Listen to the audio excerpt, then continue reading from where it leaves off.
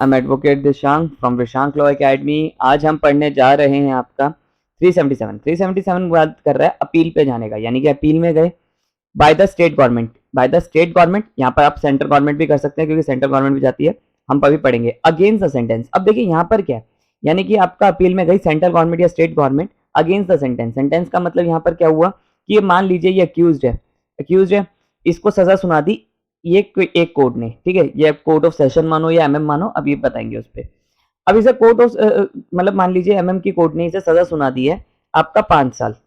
ठीक है। अब 5 साल की सजा सुना दी पर इसे होनी चाहिए थी 10 साल। अब जो स्टेट गवर्नमेंट है या सेंट्रल गवर्नमेंट है, अब वो इसमें संतुष्ट नहीं हुई, वो कह रही है कि नहीं इसके ऊपर तो और केस होना चाहिए, मतलब सजा और होनी चाहिए, कम से कम इसे 7 साल होनी चाहिए, है उस सजा में 10 साल तक की और हुई 5 साल है। जज ने जो ओरिजिनल सेंटेंस सुना है और कहते हैं कि इसे कम से कम 7 साल की सजा होनी चाहिए क्योंकि इसने ऑफेंस ऐसे ज्यादा करा है। तो यहाँ पर स्टेट गवर्नमेंट और सेंट्रल गवर्नमेंट निर्देश दे सकती है पीपी को, यानी कि पब्लिक प्रोसिक्यूटर की, कि जाओ और इस आप हायर कोर्ट में जाओ और इसकी सजा बढ़ाने के लिए जाओ। तो यहाँ पर क्या है कि देखिए कुछ चीजें हैं कि जो ए है अक्यूज जो है वो कन्विक्टेड हो चुका है, यानी वो कन्विक्टेड हुआ है, ठीक है। अब बस उसकी सेंटेंस बढ़ानी है और यहाँ पर सेंटेंस बढ़ाने के लिए कौन जाएगी, स्टेट गवर्नमेंट या सेंट्रल गवर्नमेंट जाएगी। पढ़ते हैं क्या लिखा है। 7 otherwise provides subsection 2 of the state government may in any case of conviction on a trial held by any other court, by any court का मतलब यहाँ पर कौन है, एमएम की कोर्ट भी है और आपका कोर्ट ऑफ सेशन भी है, अदर देन दी हाई कोर्ट है, ठीक है। हाई कोर्ट वाली बात नहीं है यहाँ पर, डायरेक्ट मतलब लिखा तो ओरिजिनल बेरेक्ट में तो अदर देन दी हाई कोर्ट लिखा है, तो पर यहाँ पर कोर्ट का मतलब क्या है, इन दो का मतलब है, हाई कोर्ट को हटा दिया है। डायरेक्ट द पब्लिक प्रोसिक्यूटर, यानी कि स्टेट गवर्नमेंट पीपी को निर्देश दे सकती है। अब पीपी कौन सा, एपीपी भी हो सकता है, असिस्टेंट पब्लिक प्रोसिक्यूटर भी हो सकता है और एडिशनल पब्लिक प्रोसिक्यूटर भी हो सकता है। टू प्रेजेंट, एक प्रेजेंट करे अपील अगेंस्ट द सेंटेंस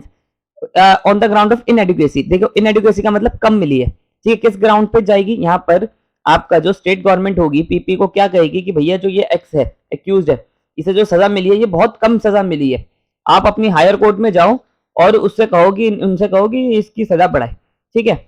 अब यहाँ पर कौन सी कोर्ट का है, to the court of session if the sentence but, यानी कि अपीलेंट कोर्ट कौन होगी, कोर्ट ऑफ सेशन होगी अगर एमएम ने करा है। ऑब्वियस बात है कि जनरल रूल है, अगर एमएम ने करा है तो उसकी जो अपील जाएगी वो कोर्ट ऑफ सेशन में जाएगी।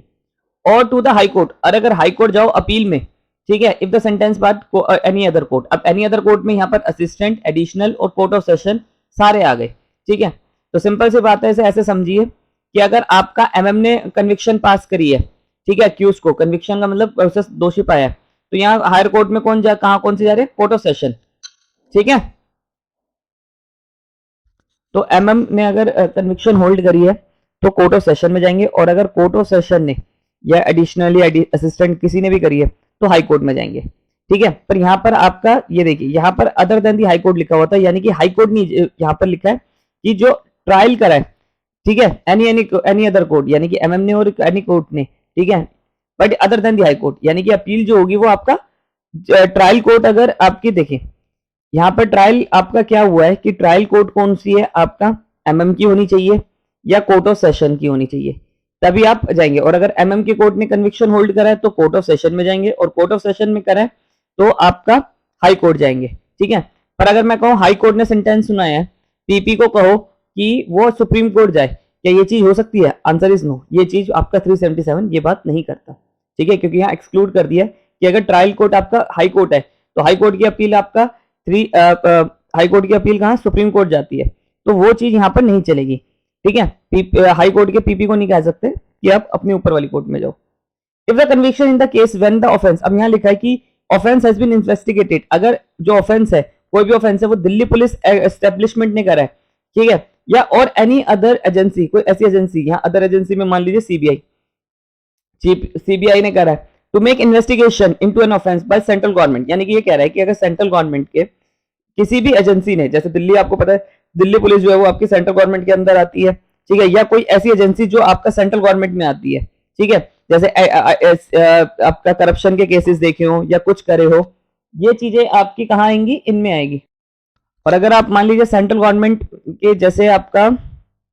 सीबीआई ने करी है या आपका प्रिवेंशन ऑफ करप्शन एक्ट का केस करा है इन्होंने, मतलब यानी कि इन्वेस्टिगेशन केस को इन्वेस्टिगेशन करने वाली जो एजेंसी है वो सेंट्रल गवर्नमेंट के अंडर आती है, तो उसकी अपील तो उनको, तो उस सिचुएशन में सेंट्रल गवर्नमेंट भी आपका ठीक है, सेंट्रल गवर्नमेंट आपका पीपी को कह सकती है कि जो ये अक्यूज है एक्स, इसको सजा कम मिली है, ठीक है, आप जाके अपनी हायर कोर्ट में जाओ, अगर सजा मिली है एमएम से तो कोर्ट ऑफ सेशन जाएंगे, और अगर कोर्ट ऑफ सेशन से सजा मिली है तो आपका हाई कोर्ट जाओ, ठीक है। तो इन सूरतों में आपका सेंट्रल गवर्नमेंट भी निर्देश दे सकती है। और वही चीज ऊपर वाली चीज यहाँ पर लिख रखी है जो ये सेम है कि अगर मैजिस्ट्रेट ने करा है सेंटेंस, ट्रायल कोर्ट अगर मैजिस्ट्रेट है तो कोर्ट ऑफ सेशन में जाएगी, और अगर आपका एनी अदर कोर्ट है ट्रायल कोर्ट तो हाई कोर्ट जाएगी। When appeal has been filed against the ground sentence on the ground of inadequacy, अगर इनएडिक्वेसी के ऊपर है the court of session the case में बी द हाई कोर्ट, चाहे high court हो चाहे कोर्ट ऑफ सेशन हो, ठीक है, अपीलेंट कोर्ट जो है, shall not enhance the punishment, court जो होगी चाहे कोर्ट ऑफ सेशन हो, ठीक है, क्योंकि आप दो सूरतों में ही जा रही हैं, appellate court court of session और हाई कोर्ट है, चाहे कोर्ट ऑफ सेशन हो या हाई कोर्ट हो, आपका इनकी इनएडिक्वेट पनिशमेंट को तब तक नहीं बढ़ाया जाएगा, ठीक है, अक्यूज की पनिशमेंट को तब तक नहीं बढ़ाया जाएगा जब तक आपका उसे अपॉर्चुनिटी ना दे दे, किसको अपॉर्चुनिटी ना दे दे, अक्यूज को अपॉर्चुनिटी ना दे दे सुनने की। क्या लिखा है कि except after giving of the accused reasonable opportunity ना दे दे of showing cause against enhancement while showing cause